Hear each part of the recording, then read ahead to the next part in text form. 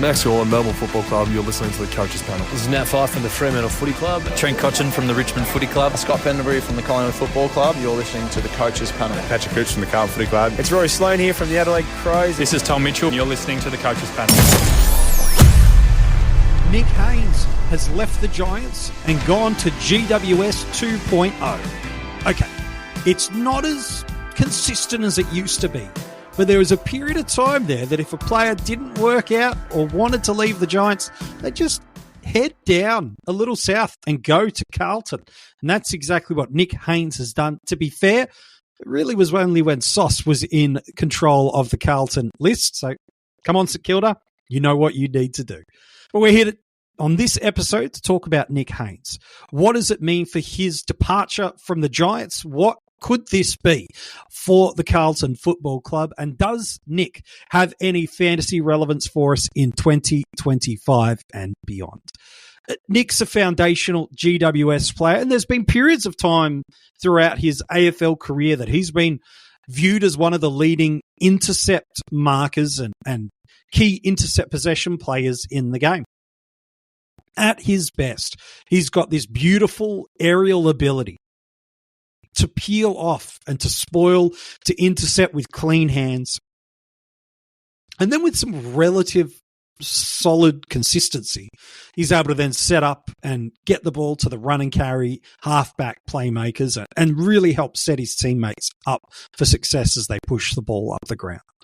Unfortunately for Nick, injuries have made it a little bit hard for him to crack into the GWS side over the past few years, in addition to a bunch of different guys really stepping up. And Sam Taylor has built this beautiful wall of teammates to stand alongside him. Connor Iden has filled the gap. Even you've got Aaliyah, who can't crack into this GWS team, who also is a really strong intercept and key position prospect, albeit at the other end of his career in terms of experience and games played to Nick. But there was just no space for Nick to get in. It required one of two things. One, injuries. And a Himmelberg, who's gone back over the past couple of years, has made it even harder to get opportunities. So it's required injuries to come for Haynes to get into the side. And when he has, he's only played a couple of games before his own body has let himself down. Or what we've seen at times throughout the past 18 months is the Giants push him up and play him through the wing, and never really had him playing his best football through there. And so while we've seen some decent moments from Nick over the past couple of years, it's been a while now since we've seen him at his best. And I think the Giants politely are pretty happy to see him go. He's on a pretty significant contract. And when you've got players like Aaliyah waiting in the wings for opportunities, it's just one more bit of salary cap space they can reapply to someone else, as well as really give Aaliyah that first crack and first emergency space should any key position prospects or tall options in that back line break down. So I think that's good for the longevity of the Giants. And of course, this has created the opportunity for where now Haynes is playing at the Carlton Football Club. Carlton are really set in a couple of areas of their defensive line. They love the ball use of Newman. They love the run and carry of Saad and Jacob Wiedering. Well, an all-Australian caliber year.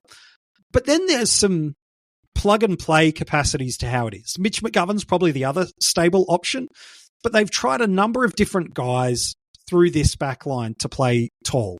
A magia do futebol. Somos diferentes, mas torcer nos faz parecidos. Não importa se você assiste com a camisa da sorte, no bar com amigos ou em casa na poltrona. Preparou, vai bater,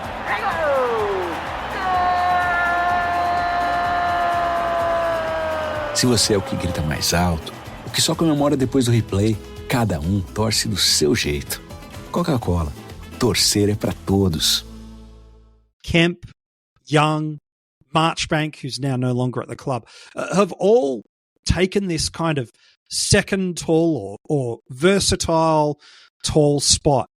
And it's never really quite landed. I thought Kemp was heading towards it, but just as the season went on, Young took some opportunities, and clearly with the pursuit of Nick Haynes, they feel like they need some bolstering of some intercepting and key position prospects, which Nick adds to them.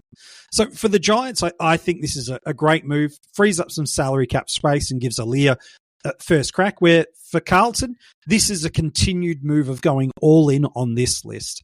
They're clearly believing that they have got the core elements in a lot of areas, and I think frankly they do. But definitely that defensive tall positioning to support Wiedering a little bit more, to allow guys like McGovern to be that freedom interceptor, to allow Newman and Saad to be aggressive and attacking with the way they move the ball. A player like a Haynes who can lock down, while it's not his strength number one spot, he's a very, very good defender in that spot. I think they're pretty happy with this inclusion to their side, and I think it'll be helpful for Wiedering, and I think it should enable other movements, should he be able to get on top of some of those recent injury issues that he's seen. What does it mean for us in fantasy? Well, he's never had a season ever, even when he had that key intercepting and distribution roll-off half-back before. Himmelberg sat back there. He'd never had a season in AFL Fantasy and still hasn't, where he's averaged over 80. While in SuperCoach, you look between the seasons of 2016 and 2020, well, he's going at 84 plus, including a personal best seasonal average of 98. So SuperCoach is more his game than AFL Fantasy. And coming off a SuperCoach average of, politely, let's just call it a 70, there is a little bit of upside there if you believe that he's got that intercepting spot. Now, that GWS side, in terms of the amount of ball that played through him, is very, very different to this Carlton side that has Newman and Saad, and to a lesser extent, McGovern taking some of these opportunities. So for me, I'm not sold that this is going to be an absolute monster play for Carlton, and it's going to turn into a great SuperCoach or AFL fantasy output for us. So for Classic, probably not really that keen on it. I'll monitor it. We'll see what else comes and changes through this Carlton side. Does a Dan Houston, for example, pop in? If it does, well, that changes everything and he's even further down the list.